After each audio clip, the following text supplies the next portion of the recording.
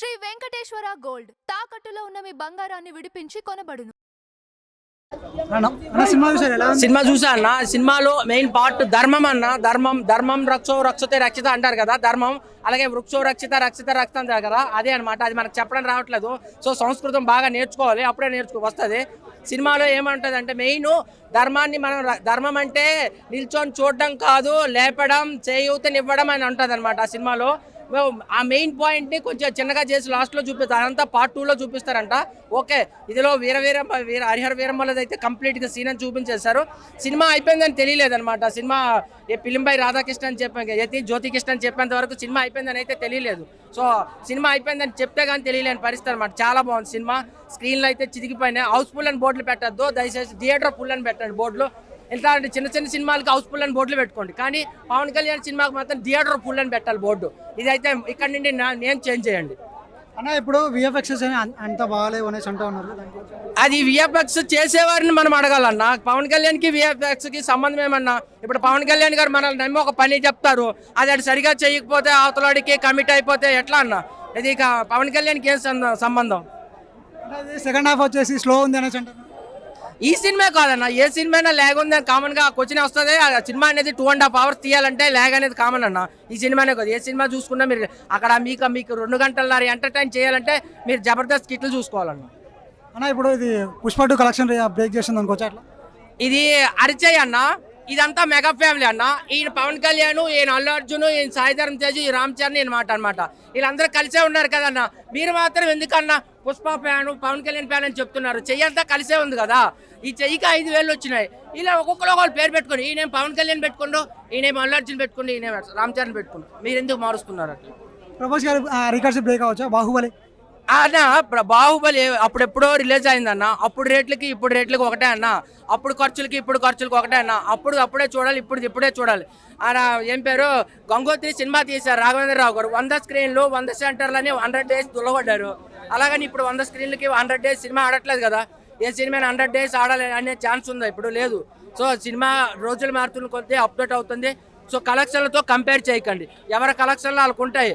అలా అయితే ఎవరైనా పొలిటికల్ మీటింగ్ పెడితే, లేదంటే సినిమా మీటింగ్ పెడితే డబ్బులు ఇస్తే కానీ వెళ్ళని ఉంటారు. కానీ పవన్ కళ్యాణ్ పవర్ స్టార్కి మాత్రమే డబ్బులు ఇవ్వకపోయినా వెళ్ళే ఫ్యాన్ ఉంటారు. అన్న ఇప్పుడు వచ్చేసి హీరోయిన్ వచ్చేసి దీనిలో ఓన్లీ గ్లామర్ డోస్ కోసం ఉంది అని చెప్పేసి అంటా ఉన్నారు. ఇదేందన్న, మీరే అంటారు హీరోయిన్ పెట్టకపోతే హీరోయిన్ లేకుండా సినిమా తీసిన సింగిల్ రోలా అంటారు. హీరోయిన్ పెడితే మళ్ళీ ఈ క్వశ్చన్ లేదన్న. సినిమా అయిన తర్వాత హీరోయిన్ కామన్గా ఉండాలన్న. సో దానికోసం ఏదో ఒక హీరోయిన్ పెడతారు. అలాగని పవన్ కళ్యాణ్ గారి డేట్స్ చాలా కష్టం. సో ఆ డేట్స్లో ఉండే హీరోయిన్ తీసుకొచ్చి పెట్టచ్చు, లేదంటే వేరే ఏదైనా రీజన్తో పెట్టచ్చు. సో ఇక్కడ హీరోయిన్తో సంబంధం ఏముంది? ఇక్కడ ఉన్న చూసిన వాళ్ళందరూ హీరోని బట్టి వచ్చారన్న. హీరోని బట్టే వస్తారు, డైరెక్టర్ని బట్టి, ప్రొడ్యూసర్ని బట్టి కాదు. కృష్ణానగర్లో ఎవరో కొత్త డైరెక్టర్ ఉన్నారనుకో, ఆయన బట్టి పవన్ కళ్యాణ్ సినిమా తీసినా పవన్ కళ్యాణ్ సినిమా చూడడానికి వస్తారు. ఆ కలెక్షన్స్ వస్తాయి. సో ఏజ్ అయిపోయినట్టుగా ఉందని చెప్పేసి అంటున్నారు, ఏజ్ పెరిగినట్టుగా కనిపిస్తుంది అంటారు.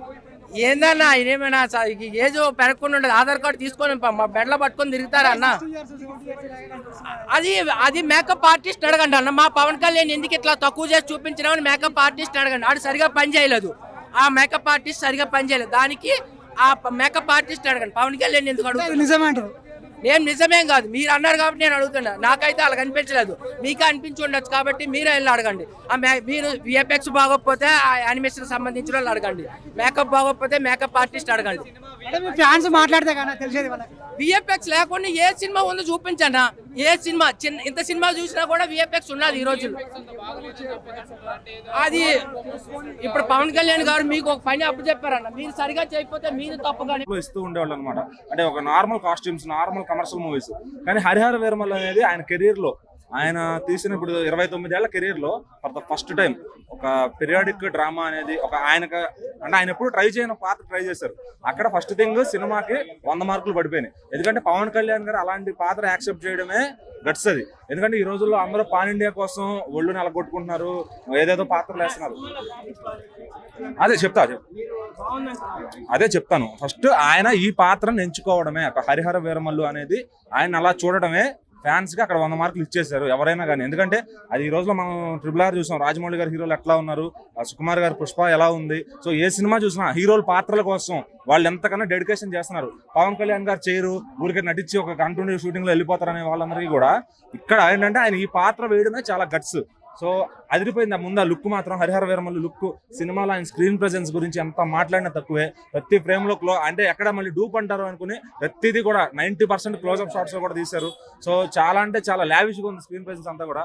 సో విఎఫ్ఎక్స్ కంప్లైంట్ అంటే సినిమాకి ఒక డైరెక్టర్ మారారు, సో ఇంకో డైరెక్టర్ వచ్చారు జ్యోతికృష్ణ గారు. ఆయనకి పెద్దగా అనుభవం లేదు. ఆయన ఆక్సిజన్ అనే సినిమా తీశారు, అది కూడా ఫెయిల్యూర్ అయింది. తర్వాత కిరణపురం గారి సినిమా తీశారు, అది కూడా పెద్దగా రిజల్ట్ రాలేదు. సో యాజ్ ఎ డైరెక్టర్ గా ఆయనకు ఒక సక్సెస్ఫుల్ మూవీ ఏం లేదు. మరి ఇంకా ఎందుకంటే వాళ్ళ తండ్రి గారి సినిమా కాబట్టి బాధ్యత తీసుకుని ఒక ఇన్కంప్లీట్ గా ఉన్న మెటీరియల్ సినిమాని తీసుకుని ఆయన అయితే నీట్ గా కంప్లీట్ చేశారు. అదే భయ్య, ఇక్కడ క్రిష్ గారు ఎంతవరకు తీసారో తెలీదు, బట్ క్రిష్ గారు ఎంచుకున్న కథాంశం అంతా కూడా చాలా బాగుంది. సో మరి జ్యోతికృష్ణ గారు లాస్ట్ లో అది ఫైనల్ మిక్సింగ్ చేయడంలో కొంచెం విఫలం అయ్యారు. ఎందుకంటే ఆయన మామూలు చిన్న హీరోలను మేనేజ్ చేయడంలోనే తడబడ్డాడు కాబట్టి. పవన్ కళ్యాణ్ గారి సినిమా అంటే చాలా టెన్షన్ ఉంటుంది. ఎందుకంటే మనం 500-1000 రూపాయలు పెట్టి చూసినంత ఈజీ కాదు. ఏది అక్కడ సినిమా జడ్జ్ తీసేవాడు తెలుసుద్ది. ఆయన నిద్రలేని రాత్రులు గడిపి ఈ అవుట్పుట్ తీసుకురావడానికి ఆయన చాలా అవతదాకలు పడ్డారనమాట. సో ఇంత తీసుకొచ్చి ఫ్యాన్స్ ముందు సినిమా నిలబెట్టడం అంటే ఈ రోజుల్లో ఒక చిన్న డైరెక్టర్ కి ఒక చిన్న సినిమా అవకాశం రావడమే చాలా కష్టంగా ఉంది. అలాంటి వాళ్ళందరికీ తెలుస్తుంది ఆ సినిమా వెనక వాళ్ళు ఎంత కృషి ఉంది అనేది. అటు ఇటుగా ఏం లేదు బాయ్, సినిమా బాగుంది. కంప్లైంట్ ఎక్కడంటే విఎఫ్ఎక్స్ వర్క్ మీద. మొన్న చూసాం కన్నప్ప సినిమా, అది ఎంత మాట అనకూడదులేండి. ఆ సినిమా చూసి బతికి బయటకు వచ్చినాడు, ఈ సినిమా చూసి ఇంకా కడుపు నిండా మీల్స్ తినేళ్తాడు నన్ను అడిగితే. సో పవన్ కళ్యాణ్ గారి ఫ్యాన్స్ కి ఫస్ట్ హాఫ్ లో ఎక్కడ కూడా తల ఎత్తుకునేలాగా ఉంది, కానీ సినిమా తల దించుకునే లేదు. సో సెకండ్ హాఫ్ లో ఆ విఎఫ్ఎక్స్ కంప్లైంట్లు ఉన్నాయి, అది డైరెక్టర్ ఫెయిల్యూర్ అనుకోవడమే. హీరో గారు ఎక్కడ ఫెయిల్ అవ్వలేదు, ఆయన 100% ఇచ్చారు సినిమాకి. ఆయన సెట్స్ కి వచ్చారు, ఆయన గుర్రం మీద నిలబడ్డారు. సో ఆయన ఎలా వాడుకోవాలనేది డైరెక్టర్లకు తెలియాలి.